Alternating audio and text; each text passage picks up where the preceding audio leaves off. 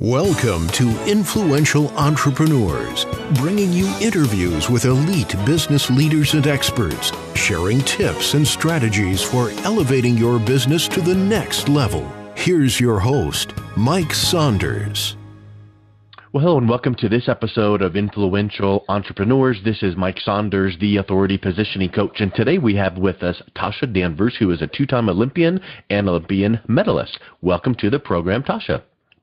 Good morning, Mike. How are you?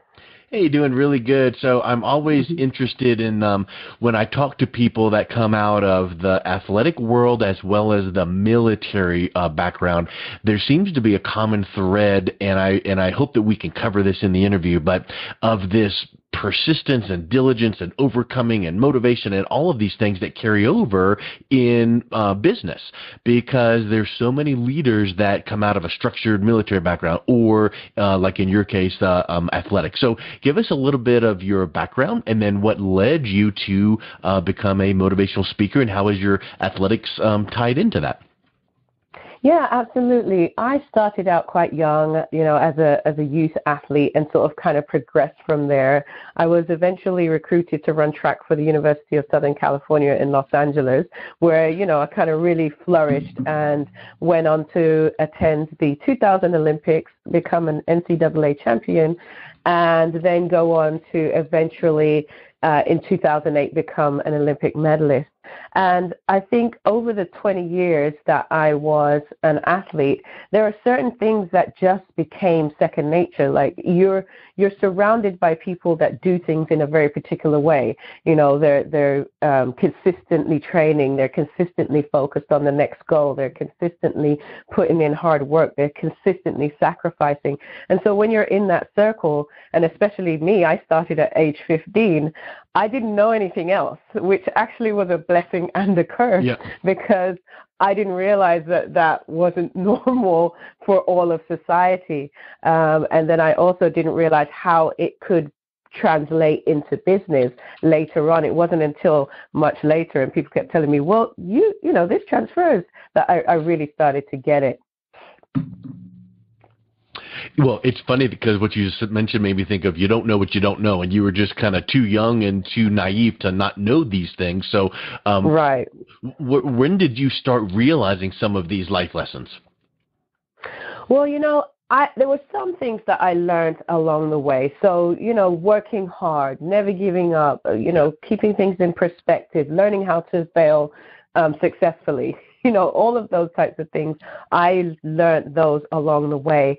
But the actual business aspect of what I was, how my sports translated into business, I really didn't learn that until I retired, because it was really like a bubble popped. And this is why I have such a passion for transition, whether it's in, just everyday life, or whether you're a sports person or an entertainer, transitioning from that world into the quote unquote real world. It was really a struggle because there was so much stuff that I didn't understand.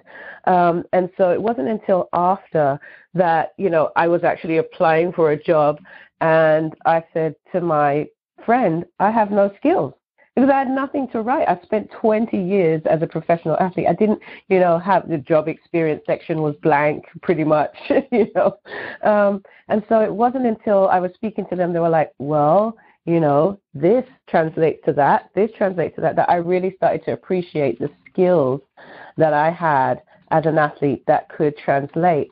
But I think that, it doesn't just apply to athletes. I feel like if there's anything that you've been good at, you can take those skills and apply them to areas where you want to grow. And so, for example, if you're a good mother, or if you're good at communication, or if you're good at, computers and things like that, what is it about that? How is it that you're good at that? And you pull out what makes you strong at that. Are you doing it consistently? Are you spending a certain amount of hours on it a day? Are you positive in your attitude towards it? And then you take that structure, that framework, and you apply it to areas where you want to grow. It's a bit more challenging, obviously, because you're probably not as passionate in those areas that you're not too keen on, but that really helps.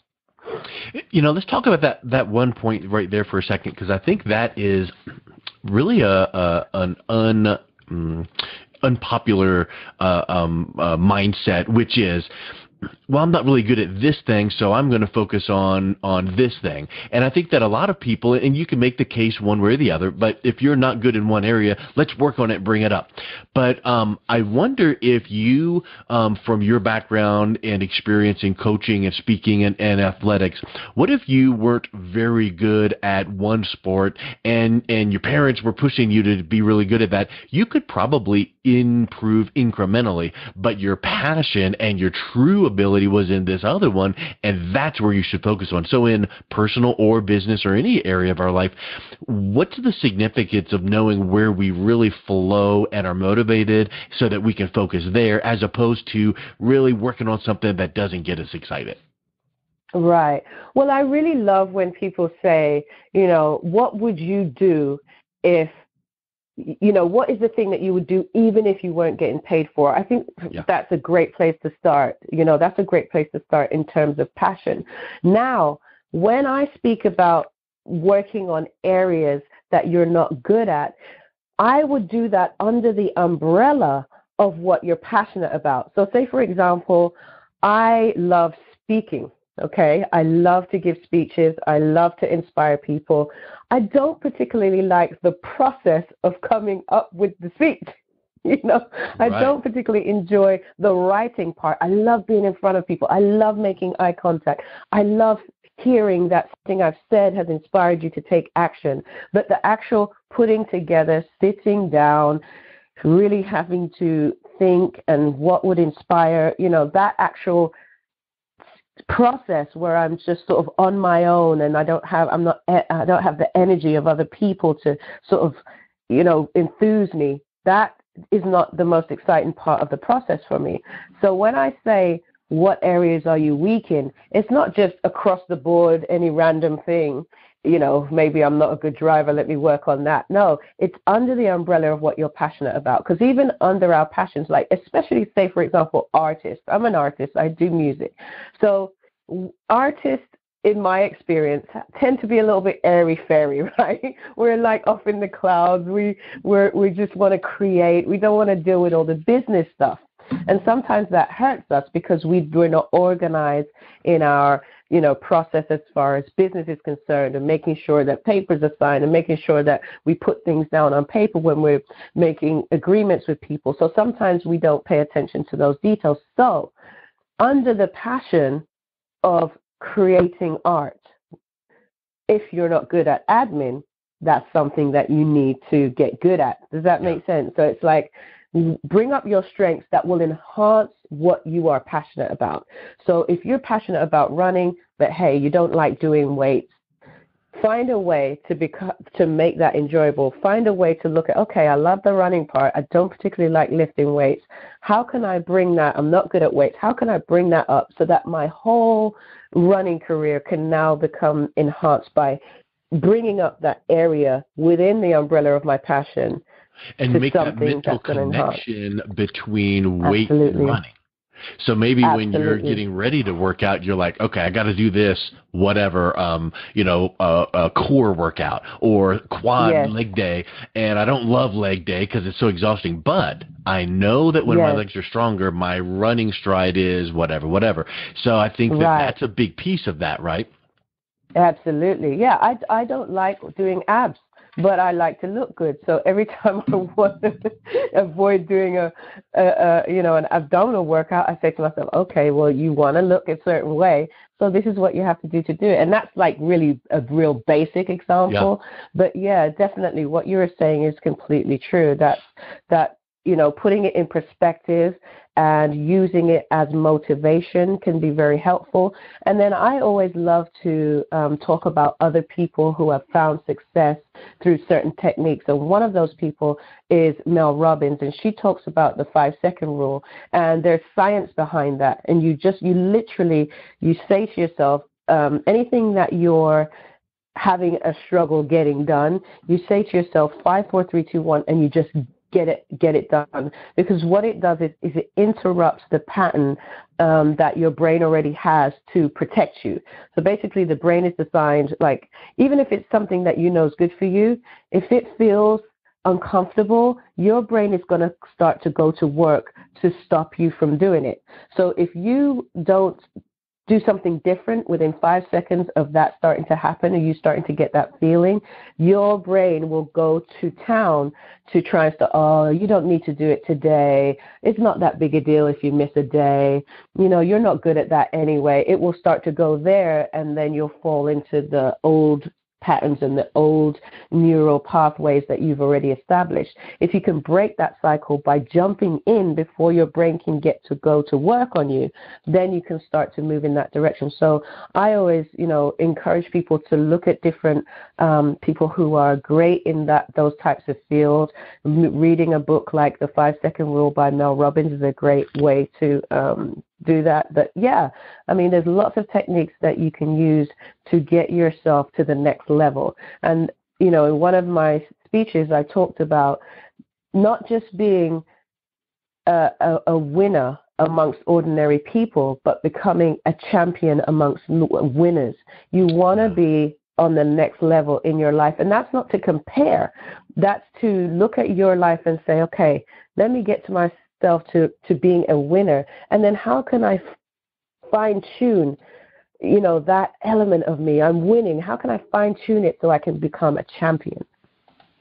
Yeah, and I think one thing we were mentioning about the noticing what you're passionate about and good at and focusing on, and then maybe tying in something you're not so great at. I think that there's a distinction in let's say your business life. If you're talking to a CEO or an entrepreneur, if there's an area in your business life that you're not wonderful at, you should get outside help that really specializes in that. But I feel like some people go, okay, good, here you go. They hand the baton off to that person, and they turn a blind eye. And I think that there is a possible a detriment in that setup, because you need to be knowledgeable enough with that area that you can follow along with what they're doing so that you can make sure it's right for your business. You don't need to dive in and roll your sleeves up and do it, but you need to at least not turn a blind eye to it. You need to at least know enough about that. So is that something that you find as well in your work? Absolutely. I truly believe that the best coaches have coaches. And coaches aren't just coaches on the track. Coaches are leaders. Coaches are CEOs. Coaches are anybody who's in a position to influence others. So if you're a CEO, if you're running your own business, if you have employees, if anything, you're a coach.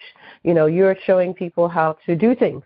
But if there is an area within that you're not good at, to just delegate it off elsewhere and not really understand what's happening. I made that mistake in my career. I had managers and agents because I was like, okay, well, let me just focus on running. I don't want to learn. And so it hindered my progress as a human being, because when I was done, I knew nothing about business. I knew nothing about contracts, and so had I said, okay, you can take care of this, but let me take a look at it. Let me understand why you've made the decision. Let me understand why you made this deal. I would have been a completely different person at the end of my career. So I feel like if you're not learning, you're dead. I feel like you should always be learning. There should always be reading. Now, if you can't afford, say, a coach to work with you on a particular area, or maybe it's not a kind of coaching type of thing, you can use books as a coach. You can use podcasts. You can use interviews like this as a coach. You can find people like remotely, through books, through radio, through the internet. There's so many ways you can learn stuff these days. There's actually no excuse, not necessarily to not do it, but to not understand what's being done even when you delegate. Yeah, that's a really, really good point. I mean, we're the information age these days, and I think that too many people don't recognize that. And you ever heard that saying, knowledge is power? And people say, yeah, knowledge is power, but it's really not power. It's potential power, because you have to put it into action. But I've heard, I remember I love quotes, and what you said there reminded me of one from Jack Welch, and he said, knowledge no longer is power, because everyone has it. Access to knowledge has never been easier or faster. So we need to take advantage of that. And I think that too many times, whether it is that YouTube video or that podcast interview or these books, don't just listen to them or read them just to check the box and say, I did it. Read one page. Listen to one episode and stop. And where can you take notes and implement that? So I think that becomes then a mode of motivation because you're really internalizing that. Right, absolutely. And I love that you mentioned that quote because I always say knowledge is power, but the application of knowledge is wisdom, and we should be shooting for wisdom, right? And so I have a mentor. One of my mentors, Yvonne Brooks. We were working through a book as a group, and she said to us that if we were not asking ourselves a question after every paragraph, we were not reading them. Now that's serious. Like, I mean, it was like that's pretty tight. Yeah, every paragraph. I can see every chapter, but every paragraph. Yeah, she said every paragraph, and you don't have to necessarily spend 3 hours pondering this question, but it really made me think because sometimes I would just fly through a book like crazy, but really, what's the value in that if maybe I only grab one point out of it? And I thought to myself, you know what? There's no harm in asking myself a question after every paragraph, that assuming I'm actually sitting down reading the book as opposed to, an Audible or something. But every so often, more frequently than not, you should be asking yourself a question about the information that you're receiving because questions are basically how the universe works. And if you are not seeing in your life the results that you want, it's the questions you're asking. Yeah. Your questions need to be reframed.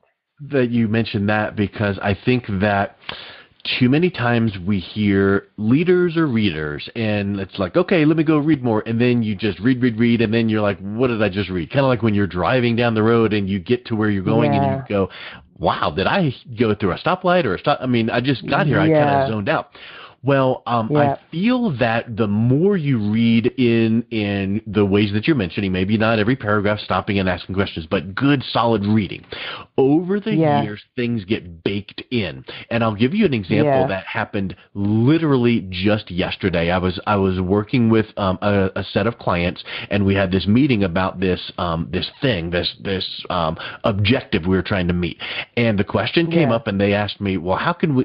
They go, we need to do this right here. We need to convert this and do this thing, right? And I said, well, that's not possible because of these reasons. And I found myself then continuing on and saying, but let's figure something out. While it's not possible this way, let's ask ourselves, how could it be possible?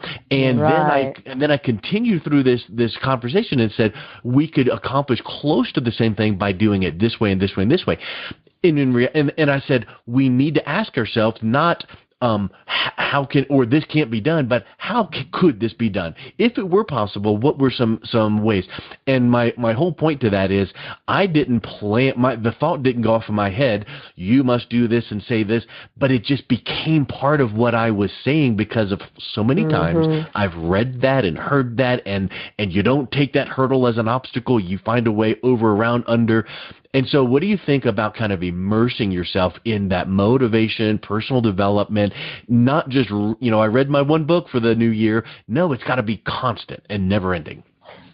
Yes. I mean, I have to admit, I'm a serial learner, so I'm constantly trying to learn, constantly trying to immerse myself in positivity. But again, like you said, there has to be a balance between immersing yourself in information and actually making the time to apply that. And that's a great example that you use where you're actually applying what it is that you've learned, because questions are so powerful. And I think people underestimate that because it's so natural to say, well, why isn't this working? Or how comes I never get the promotion? Or, why does my boss always bother me? Those aren't questions that are empowering, that are actually going to generate a great energy around what you're trying to do. Those questions that you are, so you're like, okay, you know what? That might not work, but what could work? How could I make my career flourish? what is it I could do to either get promoted or find a job that I'm really passionate about? How could I infuse more life into the career that I'm following? You know, those questions, those are powerful questions, but you got to catch yourself, like you said, when you're asking the wrong questions, because the way our minds work, they're going to go start seeking the answers. So if your question is, why does this never work? Your brain's going to go to work to just keep giving you more answers about why it doesn't work, because it's terrible, because this or that. If you ask, how can I make this work? Now your mind's going to go to work, well, we could do this, we could do this. So yes, questions are incredibly important in creating the environment and life that you want. Excellent. Well, let's wrap up by talking about your keynote speaking. What are your main topics that you focus on, and what are your main audiences that you deliver your speeches to? You know, funnily enough, I've talked to every type of audience you could possibly imagine, but my main focus area tends to be around mindset. You know, and how having the right mindset, kind of like the things that we've talked about today, can really impact and influence the way that your life turns out. I also talk about, you know, how to actually take yourself from, you know, one position to another. So say, for example, I took myself from being an athlete into the business world. And there is a process in that transition, because usually we feel less than when we're transitioning, because we got 20 years or 50 years or 40 years in this career. Now we're going off into the unknown, and it's managing that whole transition that is so, it can be really, really difficult for most human beings, because it's so unknown. So I talk about things like that. But like I said, most of my work is based on mindset, helping people have a healthy life, whether it's, you know, from a holistic perspective. So healthy body, healthy mind, healthy finances, you know, healthy spirit, healthy soul, if that's something that you do. And so I work with people in that arena. So I coach people, but I also speak on those topics. It's really helping people live their best life. I truly believe that none of us are supposed to merely exist. We are supposed to live, and live abundantly.